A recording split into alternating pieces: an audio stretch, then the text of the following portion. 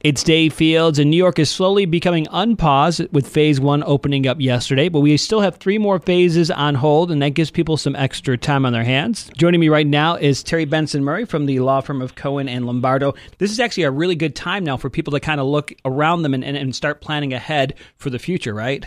Absolutely. I mean, honestly, what you find is that nobody ever wants to think about estate planning because that means they're thinking about what's going to happen when they die. And, of course, nobody ever wants to think about that. So, given everything that's happened during this time, it's a good chance to kind of sit back and decide what's important. So what happens if somebody does not have a will or an estate plan set up? Well, and what happens is if you haven't set up a power of attorney, you have to petition the court to have a guardian appointed, and that takes a lot of time and it's expensive. If you've not done a power of attorney, the state says this is who's going to do it, and it very well may be the same person that you would want to do it, but the state ultimately makes that decision by giving the courts that kind of authority.